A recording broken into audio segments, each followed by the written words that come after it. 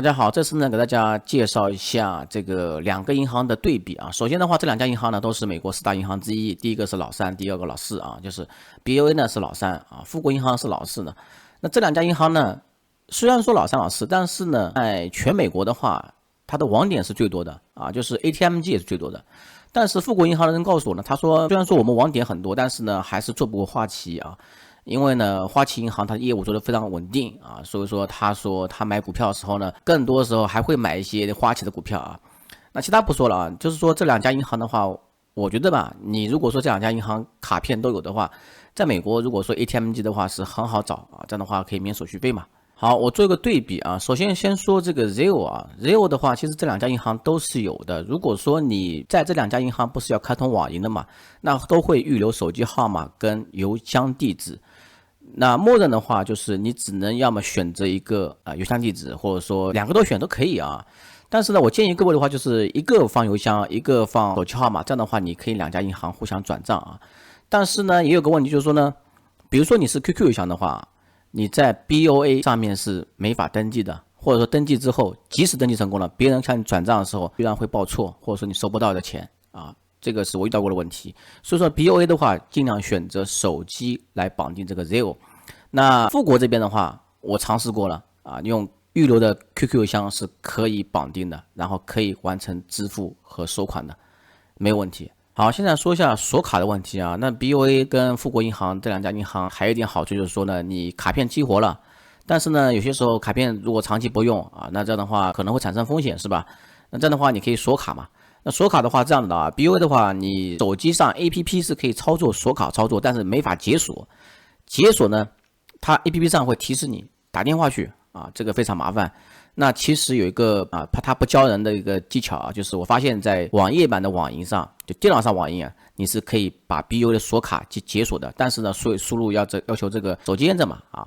但是呢，这个富国银行这个锁卡操作比较好啊，在 APP 上你既可以完成锁卡，也可以完成解锁，这是个区别。好，现在说一下支票问题啊。支票的话，其实 BOA 跟富国银行，如果说你人都在美国的话，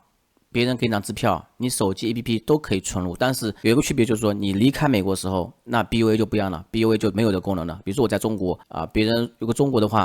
啊，之前是可以的啊，就是说你看到一张照片式的支票，别人拍给你。然后你可以在 BOA 的 APP 上存进这张支票，现在的话不可以了。所以说呢，这个富国银行的话，现在还是可以啊，通过你在海外也可以存入支票啊，这样的话比较方便。如果说万一 BOA 把我关户了，那么 BOA 给我邮寄张支票，那我在富国银行的话，我可以把它支票存入啊，这是一个非常好的备用账户。好，现在说一下这个每个银行啊都要存入一定的金额啊，比如说 BOA 的话需要你在支票账户上保持$1500的日均存款，其实这个日均呢应该算是日均存款，就每天都要达标这$1500。那在这一点的区别上的话，富国银行就比较好一点啊，它只需要$500啊，那的话你$500就可以避免这个账户管理费了，那相对来说是非常好的啊，因为这个钱是没有产生利息的，所以说呢，你躺在那边的话，等于说白送利息是吧？按照美元现在的利率来说的话，$1500相当于1万多人民币啊。它的利率来说，年化利率来说，都相当于是日均利率的话是1/1000啊，相当于啊这个 BOA 的话一天要1块钱人民币，等于这个意思啊，等于说一个月的话，相当于你无形当中被他们收取了这个30多人民币的这个账户管理费。好，再说一个押金信用卡的问题啊，这两家银行的话。富国银行曾经是有押金信用卡的，等于说你人如果到了美国之后，比如说你是学生啊，没有美国信用分，你也可以在富国开，你也可以在 BOA 开，但是现在富国银行是没有这个押金信用卡了，所以说押金信用卡来说的话，对于新人来说啊，那你去开 BOA 这点非常好啊。那押金信用卡的话，首先的话你要存钱嘛，啊，存多少钱的话是自己定义的，你存300、500、1000都可以存，这个无所谓啊。那富国银行这边告诉我呢，他说你如果说你有 ITIN 号啊，就是 ITIN 啊，这个个人税号的话是可以开的，但是有些网友跟我说，哎，你在线的话开不了，因为那个柜员他默认把你当成你这个人在本地啊，他明确告诉我，就是说如果说你现在有的话，我可以把你填进表格上去啊，可能通过一个纸面操作而不是在线操作啊，就直接面对面操作。而且呢，我也听说了这个富国银行啊开信用卡是有点难的啊。好，说一下最后一个区别就是呢 ，BOA 的话，其实它在加州啊，它是有一个中文客服热线的一个总部的。所以说呢，你借记卡、信用卡这个你都可以打中文客服热线，这个非常好，直接接电话的就中文客服。但是富国银行没有这点啊，富国银行只有英文客服热线。你打过去的话，如果说你不会讲英语的话，那至少你要跟他说我需要一个中文翻译啊，这个还是能有的。他走的是叫一家也是加州的公司，然后呢也是接入一个翻译，对吧？那这样的个情况。虽然说富国银行不能直接提供一个中文客服热线，但是它翻译还是有的，而且等待时间不会很长。